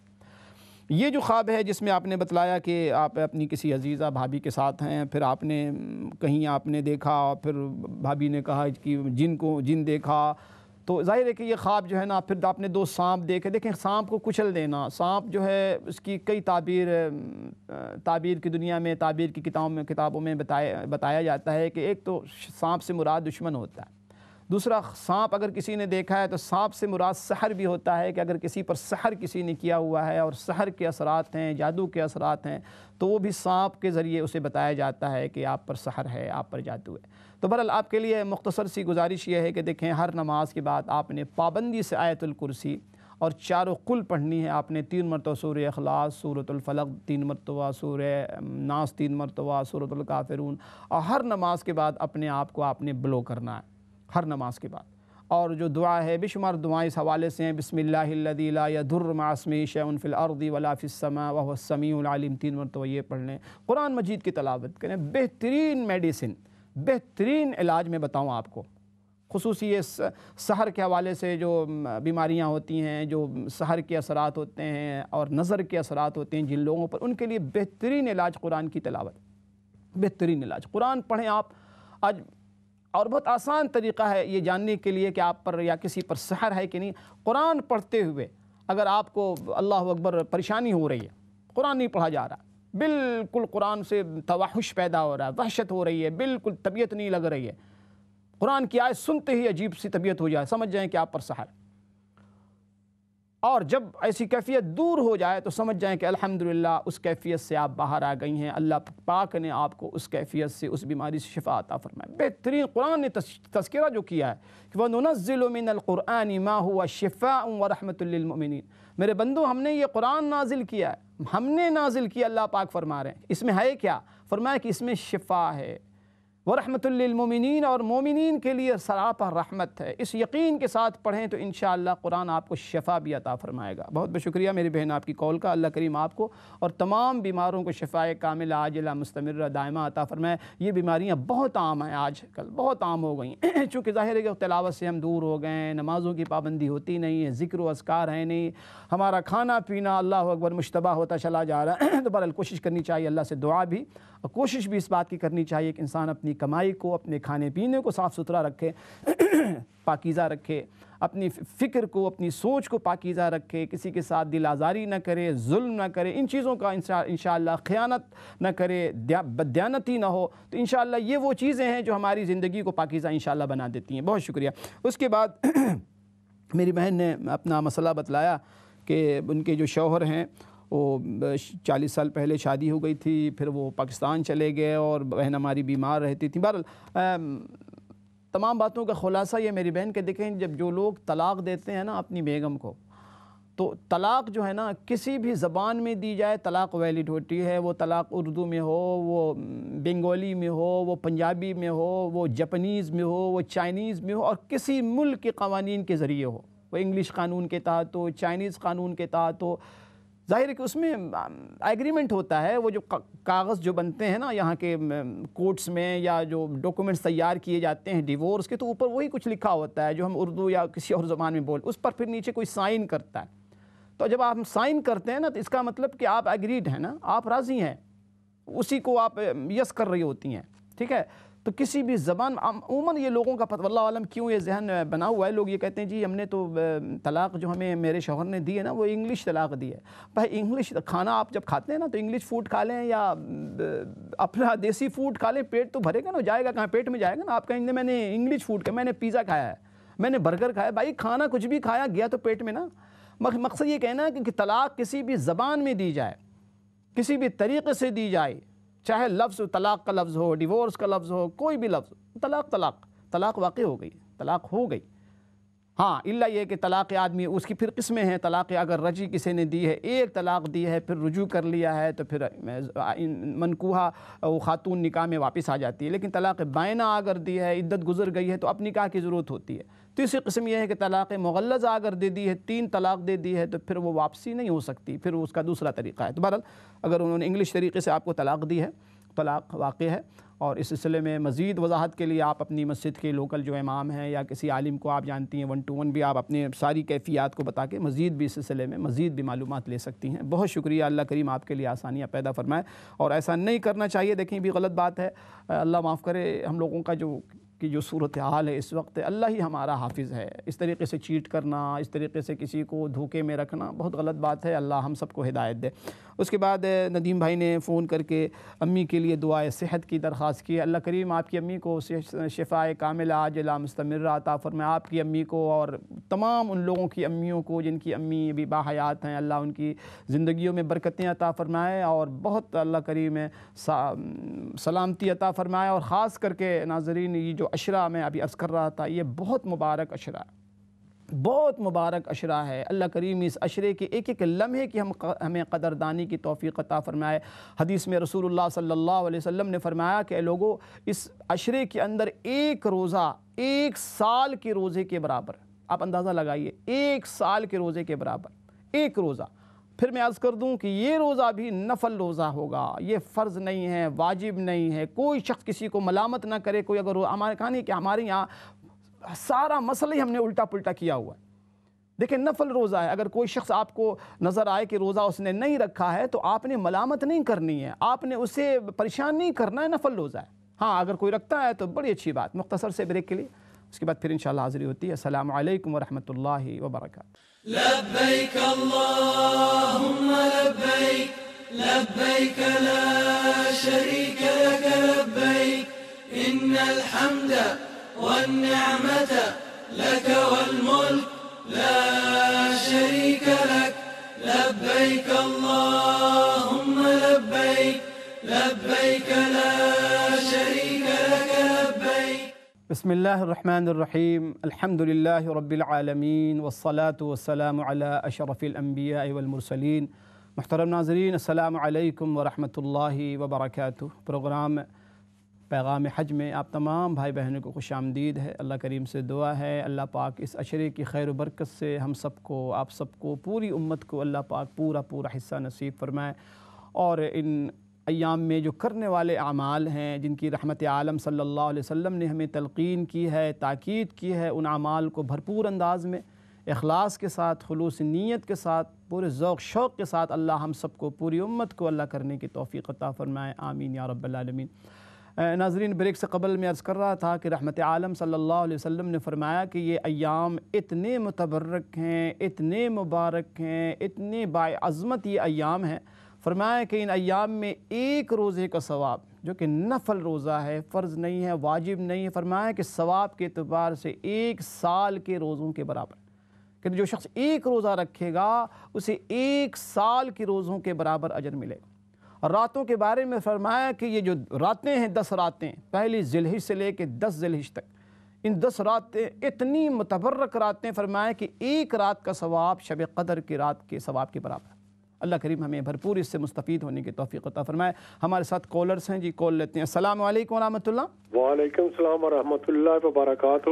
مفتی صاحب، جی یہ قرآن مجید کی پہلی جو سورت ہے بقرہ، اس میں اللہ نے ہاروت ماروت کا ذکر کیا. جی کہ کون تھے، کہاں سے، آپ پلیز ذرا تفصیل سے بتائیں گے؟ جی عرض کرتا ہوں. بہت شکریہ. جی نیکسٹ کالر. السلام علیکم ورحمۃ اللہ. وعلیکم السلام. السلام علیکم. جی وعلیکم السلام ورحمۃ اللہ. جب عام وہ گردہ کا پرابلم ہے، عام ڈائلسس کرتا ہوں تو ڈائلسس کرتا ہوں ظہر کا ٹائم، میں 11 بجے جاتا ہوں، صبح آتا ہوں 6 بجے، تو ہمارا ظہر کا نماز قضا ہو جاتا ہے. اس کے بارے میں کیا کروں؟ تو فائب لگا ہوتا ہے، ادھر سے ہل نہیں سکتا ہے. اور ابھی تو ظہر کا نماز آ تو کس دن بعد ظہر عصر مغرب بھی قضا ہو جائے گا. اس کا مجھے تھوڑا بتاؤ. سوری، آپ کہاں جاتے ہیں؟ ڈائلسس کرنے کے لیے. اچھا، ڈائلسس پہ جاتے ہیں. اچھا ٹھیک ہے، عرض کرتا ہوں. بہت شکریہ. اور کال ہے جی نیکسٹ. السلام علیکم ورحمۃ اللہ. وعلیکم السلام ورحمۃ اللہ وبرکاتہ. جی میرا نام حسان ہے، میں آپٹم پارک سے بول رہا ہوں. ماشاء اللہ. جی بھائی، تو میں آپ کو جانتا ہوں، آپ سے ملاقات بھی ہوتی تھی مسجد میں، پلاشر گروپ والی مسجد. بہت شکریہ بھائی، بہت شکریہ. بہت شکریہ. میرا سوال بالکل 2 سوال ہے. پہلا سوال تو یہ ہے کہ قربانی کے تعلق سے کہ میری فیملی میں 5 ممبرز ہیں ہم لوگ. اگر میں قربانی دوں تو ہر ایک کی الگ الگ قربانی دوں یا صرف میں اپنی نام کی قربانی دے دوں؟ اور دوسرا سوال اسی کے تعلق سے ہے کہ جیسے لاسٹ ایئر میں نے قربانی دی تھی، تو اگر کوئی انسان ہو، اگر وہ تھوڑا سا قرض دار ہو اور قربانی نہیں دے سکتا ہو، کیا اسے ضروری ہو جو قربانی دینا یا نہیں، وہ اسکپ کر سکتا ہے 1 سال اپنی قربانی؟ ٹھیک ہے، عرض کرتا ہوں بھائی، میں عرض کرتا ہوں. بہت شکریہ آپ کی کال کا، بہت شکریہ بھائی، بہت شکریہ. اچھا، اس کے بعد بھائی نے سوال کیا تھا کہ یہ قرآن مجید میں سورۃ البقرہ کے اندر ہاروت ماروت کا تذکرہ ہے. بھائی یہ ہاروت ماروت جو ہے یہ 2 فرشتے تھے. اللہ پاک نے ان کو ایک خاص علاقے میں بھیجا تھا لوگوں کی امتحان کے لیے. امتحان یہ تھا کہ یہ لوگ جو ہے جادو سکھاتے تھے. ٹھیک ہے، یہ 2 فرشتے تھے اور لوگوں کا امتحان یہ تھا کہ جادو نہیں سیکھنا ہے. اور یہ چونکہ جادو سکھاتے تھے اور جادو سکھانے کے ذریعے یعنی اللہ پاک کا اپنا انداز ہوتا ہے نرالا، مختلف لوگوں کو، مختلف امت کو، مختلف قوم کو مختلف انداز سے ان کا امتحان ہوتا ہے. تو اس کا تذکرہ کیا ہے کہ وہ جو ہاروت ماروت تھے جادو سکھاتے تھے، لیکن ساتھ ساتھ یہ بتاتے تھے کہ یہ جادو صحیح نہیں ہے، یہ جادو صحیح نہیں ہے. جادو کی جتنی اس کے مراحل ہوتے ہیں وہ جادو بھی اپنا اثر دکھانے میں اللہ کے حکم کی محتاج. قرآن نے اس کا بہت تفصیل سے تذکرہ کیا ہے کہ فَيَتَعَلَّمُونَ مَا يَضُرُّهُمْ وَلَا يَنْفَعُهُمْ. آگے فرمایا کہ وَمَا يُعَلِّمَانِ مِنْ أَحَدٍ إِلَّا حَتَّى يَقُولَا إِنَّمَا نَحْنُ. وہ جب کسی کو سکھاتے تھے تو وہ بتاتے تھے کہ دیکھو ہم جو ہے یہ جائز نہیں ہے، یہ کفر ہے جادو کا سیکھنا، یعنی ساری باتیں بتاتے تھے چونکہ اگلے کا پھر امتحان ہوتا تھا. بہرحال اس کا تفصیلی تذکرہ آپ کسی تفسیر میں پڑھیں گے تو انشاءاللہ بہت تفصیل سے اس واقعے کو نقل کیا گیا ہے. تفسیر معارف القرآن ہے مفتی شفیع صاحب رحمۃ اللہ علیہ کی، بہت تفصیل سے اس واقعے کو انہوں نے لکھا ہے. بہت سی تفسیر کی کتابوں میں الحمدللہ بھائی اس کو آپ تفصیل سے دے، چونکہ یہ موقع تفصیل کا نہیں ہے اس لیے میں آپ کو یہ عرض کیا کہ وہ جب وہ سکھاتے تھے وہ بتا دیتے تھے کہ یہ جادو نہ سیکھو.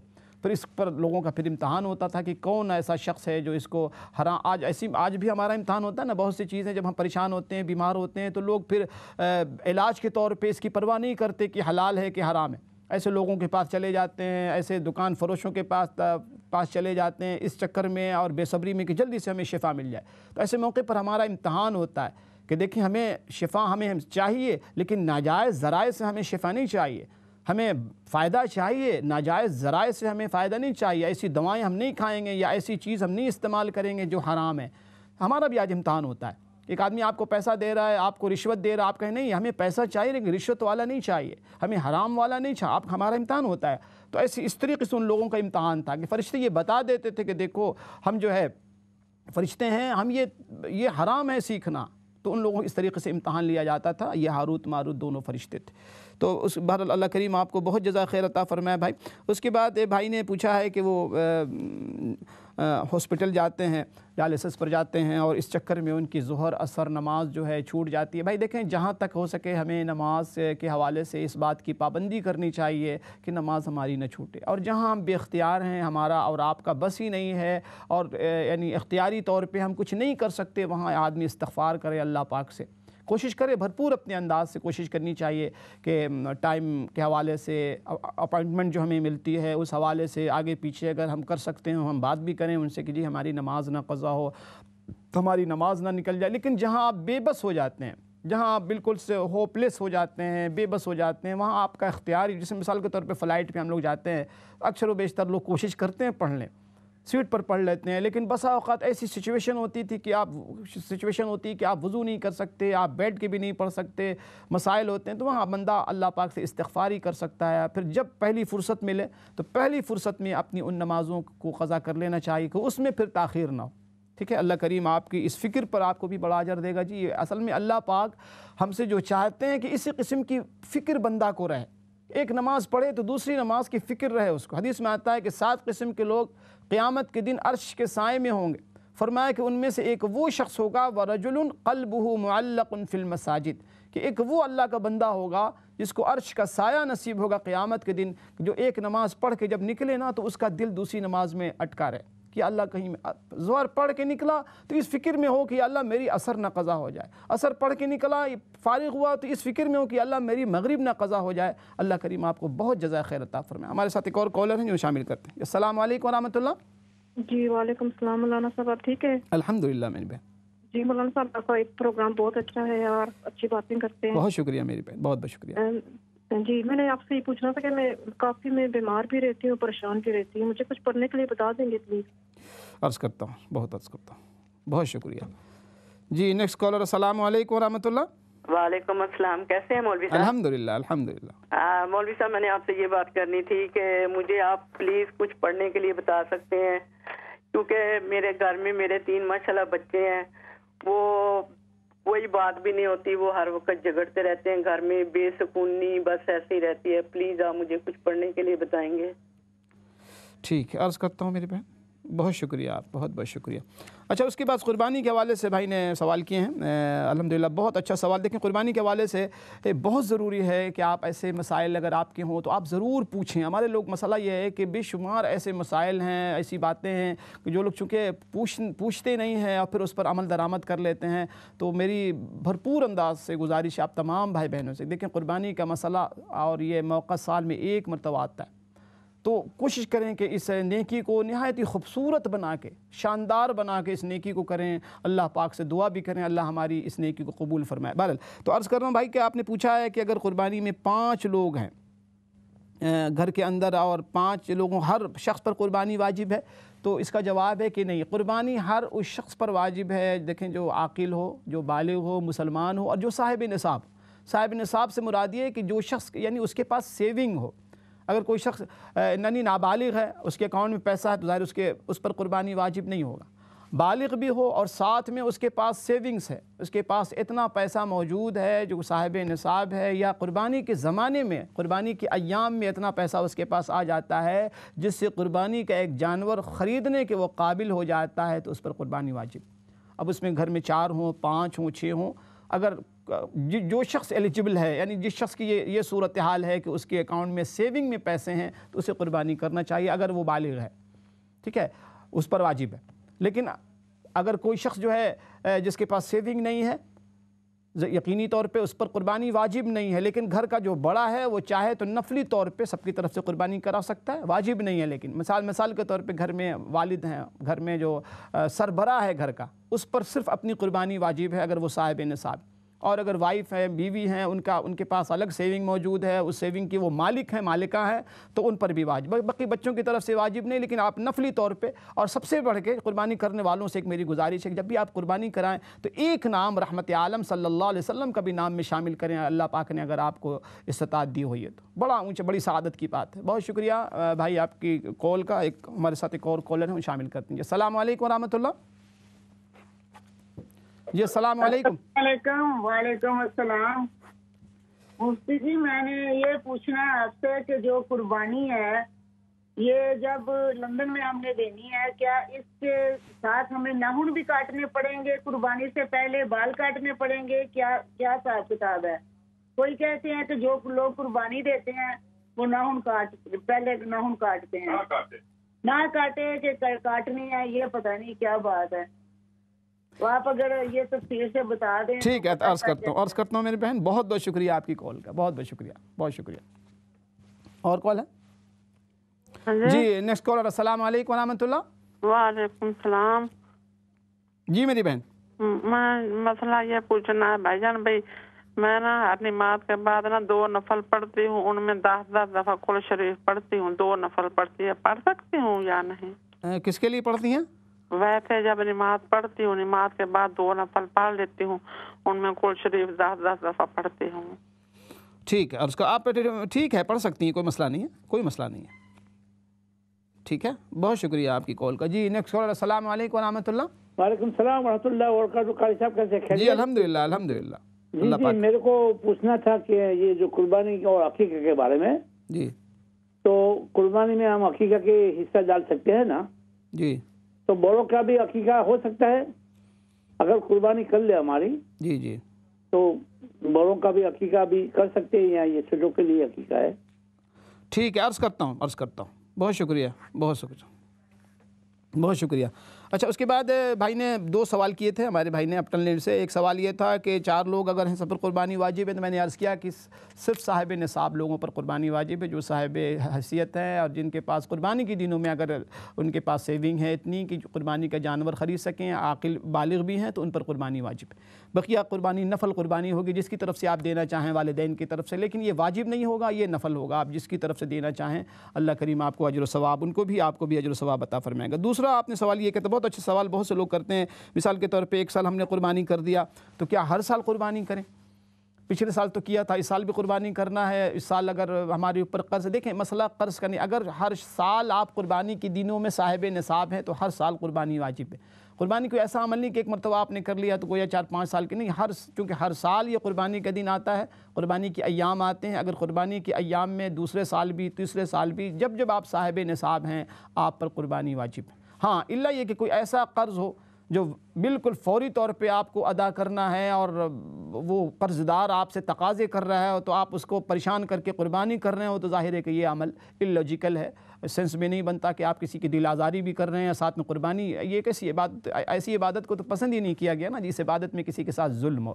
تو بے شک اگر ایسا کوئی قرض ہے، لیکن قرض کی بہت سی قسمیں ہیں نا، ایک قرض ہمارے گھروں پر ہوتا ہے، قرض ہمیں انسٹالمنٹ میں دینا پڑتا ہے، وہ قرض اپنی جگہ جا رہا ہوتا ہے اور سارے کام ہم کر رہے ہوتے ہیں، سارا نظام ہے، گھر کا نظام چل رہا ہوتا ہے، کھانے پینے کا، برگر کا نظام بھی، پیزے کا، سارا کام کچھ ہو رہا ہوتا ہے، تو قربانی کے عمل سے ہم کیوں بھاگتے ہیں؟ کوشش کرنی چاہیے، میں تمام اپنے آپ کو بھی مخاطب کر کے میں کہہ رہا ہوں کہ قربانی کے عمل میں ہمیں بہت ہی ذوق شوق سے قربانی کا عمل کرنا چاہیے، اللہ ہم سب کو مزید توفیق عطا فرمائے۔ اچھا، میری بہن نے بچے جھگڑتے ہیں دعا کی درخواست کی ہے، میری بہن اس کے لیے ہے کہ سب سے جو بڑی بات ہے گھروں کے اندر کوشش یہ کریں کہ گھروں کا ہم ماحول بدلیں، ہمارے گھروں کا ماحول بالکل ہی اس وقت بگڑا ہوا ہے الا ماشاءاللہ۔ گھروں میں دیکھیں نماز کی پابندی، بچوں سے کہیں اذان دیں، اذان دلوایا کریں بچوں سے گھروں میں، مسجدوں میں اب بھی بچے نہیں جا رہے ہیں نا، لاک ڈاؤن کی پابندی کی وجہ سے ہمیں پابندی کا لحاظ رکھنا چاہیے، پابندی کرنی چاہیے، لیکن گھروں میں بچوں سے اذان دلائیں، بچوں کو کلمہ پڑھائیں، خود اس کے جو سب سے بڑی بات ہے گھروں کے اندر جو بڑے ہیں، جو بڑے لوگ ہیں، والد کی شکل میں، والدہ کی شکل میں، بڑے بھائی کی شکل میں، ایسے لوگوں کو ماڈل رول بننا ہوگا، جیسا بچوں کو ہم چھوٹوں کو بنانا چاہتے ہیں بڑوں کو ویسا بن کے دکھانا ہوگا۔ بڑے پہلے اٹھیں، فجر میں خود اٹھیں، نماز پڑھائیں، نماز پڑھیں، تلاوت کریں، چونکہ اب وہ دور نہیں ہے کہ آپ بچوں کو کہہ دیں کہ ویسا بن جاؤ تو بچہ بن جائے گا۔ اب جس دور میں ہم آپ جی رہے ہیں یہ وہ دور ہے کہ آپ اور ہم جیسا بچوں کو اور بچیوں کو بنانا چاہتے ہیں ویسے پہلے ویسا بن کے دکھائیں۔ آپ اپنے بچے کو حضرت حسن بنانا چاہتے ہیں، حضرت حسین کی طرح بنانا چاہتے ہیں تو پہلے اپنے آپ کو حضرت علی رضی اللہ تعالیٰ عنہ جیسا بنائیے۔ اپنی بیٹی کو اگر حضرت فاطمہ رضی اللہ تعالیٰ عنہ جیسا بنانا چاہتی ہیں اگر میری مائیں تو پہلے خود اپنے آپ کو خدیجہ بنا کر دکھائیں، تب بچیاں حضرت فاطمہ رضی اللہ تعالیٰ عنہ کی نقش قدم کو قبول فرمائیں۔ اب وہ دور ختم ہو گیا، آدمی زبانی باتیں خالی کرے، دنیا ماڈل دیکھنا چاہتی ہے، ٹھیک ہے۔ اس کے بعد قربانی کے مسائل کے بارے میں بھائی نے ارشاد مسئلہ پوچھا ہے۔ دیکھیں یہ جو مسئلہ ہے نا نفل عمل ہے، مستحب ہے کہ جو لوگ قربانی کا ارادہ رکھتے ہیں، قربانی کی جنہوں نے نیت کی ہے صرف وہ لوگ، ان کے لیے حکم یہ ہے کہ اپنے بال ناخن نہ کاٹنے جب تک قربانی نہ کر لیں، لیکن یہ جو حکم ہے یہ مسئلہ ہے مستحب ہے، واجب نہیں ہے، فرض نہیں ہے۔ اگر آپ پابندی کر سکتے ہیں آسانی کے ساتھ تو آپ کریں، آپ کو اجر و ثواب ملے گا، اور اگر خدا نخواستہ کوئی ایسی پابندی ہے، آپ کسی جاب ایسی جگہ کر رہے ہیں یا کچھ ایسا مسئلہ ہے تو کوئی مسئلہ نہیں، آپ پر کوئی گناہ نہیں ہے، آپ پر کوئی گرفت نہیں ہے، مواخذہ نہیں ہے، لیکن اگر پابندی کر سکتے ہوں تو ضرور کرنا چاہیے، اس پر اجر و ثواب ہے، حاجیوں کی مشابہت اختیار کرنا، ٹھیک ہے، تو اس کو ضرور کریں۔ لیکن یہ مسئلہ ان لوگوں کے لیے جن پر قربانی واجب ہے، جنہوں نے قربانی کی نیت کی ہے۔ اس کے بعد میری بہن نے پوچھا ہے کہ جو نفل پڑھتے ہیں اس میں 2 رکعت میں نفل پڑھتی ہوں اور 1 رکعت میں 10 مرتبہ سورہ اخلاص پڑھتی ہوں، کوئی حرج نہیں، اللہ کا کلام ہے، سورہ اخلاص بہت مبارک سورت ہے، اللہ قبول فرمائے آپ کی نفل کو۔ اس کے بعد بھائی نے پوچھا ہے عقیقہ، دیکھیں قربانی کے جانور مثال کے طور پہ 7 حصے ہوتے ہیں، بڑے جانور میں 2 قربانی آپ نے کر لی، 4 حصے آپ نے عقیقے میں ڈال دی، آپ ڈال سکتے ہیں، کر سکتے ہیں، بالکل کوئی مسئلہ نہیں۔ ہمارے ساتھ ایک اور کالر ہے، انہیں شامل کر دیجیے۔ السلام علیکم ورحمۃ اللہ۔ السلام علیکم ورحمۃ اللہ وبرکاتہ۔ جی میری بہن۔ جی میرے 2 سوال ہیں، ایک تو یہ کہ ہم جو اداروں کو دیتے ہیں پیسے قربانی کے لیے تو وہ یہ کہتے ہیں کہ آپ اپنے دل میں سوچ لیں نام، تو یہ صحیح ہے؟ اور دوسرا یہ کہ کسی وجہ سے بیماری سے رمضان کے روزے نہیں رکھ سکتے تو عرفات کا روزہ 1 روزہ رکھ سکتے؟ یہ 2 سوال ہیں میرے۔ ٹھیک ہے، میں عرض کرتا ہوں۔ بہت شکریہ، آپ کا پروگرام بہت اچھا ہوتا ہے ماشاءاللہ۔ اوکے، اللہ حافظ۔ اچھا، ایک کالر ہمارے ساتھ، ایک کالر اور ہیں جی، انہیں بھی شامل کرتے ہیں۔ السلام علیکم ورحمۃ اللہ۔ جی وعلیکم السلام ورحمۃ اللہ وبرکاتہ۔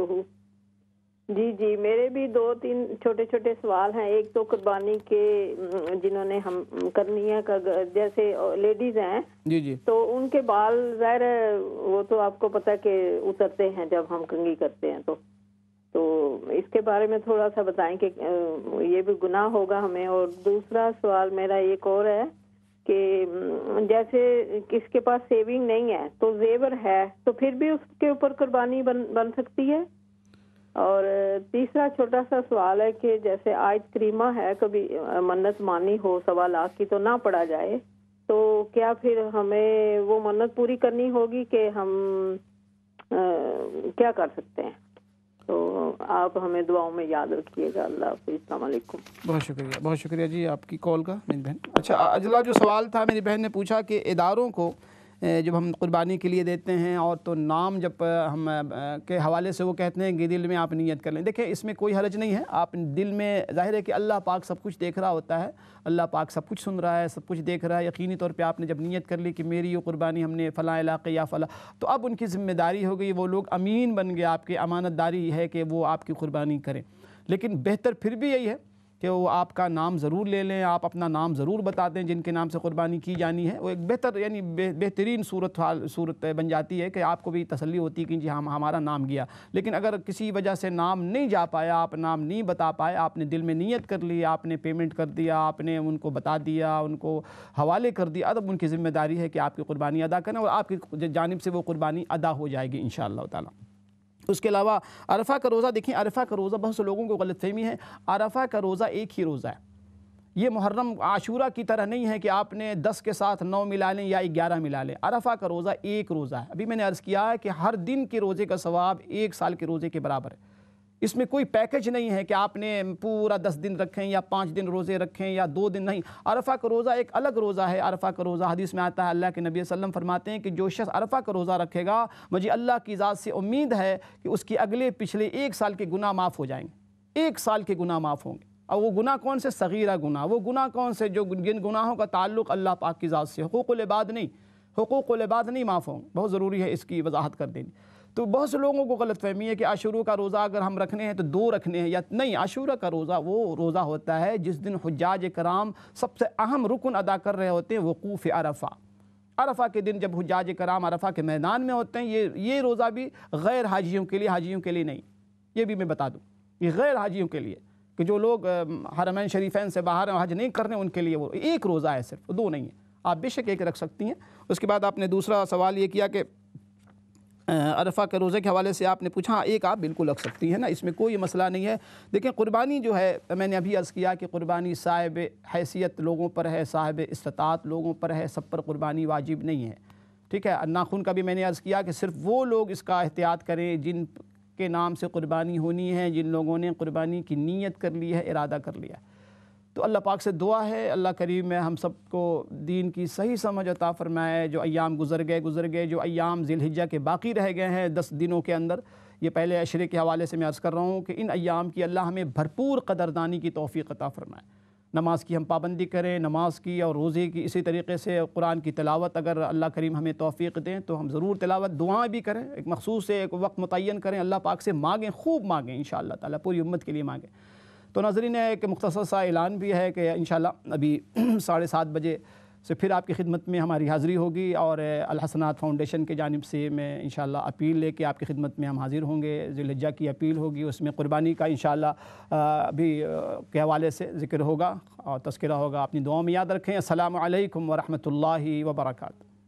لبیک اللہم لبیک لبیک لا شریک لک لبیک ان الحمد والنعمت لك والملك لا شريك لك لبيك اللهم لبيك لبيك لا شريك لك لبيك إن الحمد والنعمة لك والملك لا شريك لك لبيك اللهم لبيك لبيك لا شريك لك لبيك لبيك اللهم لبيك لبيك لا شريك لك لبيك إن الحمد والنعمة لك والملك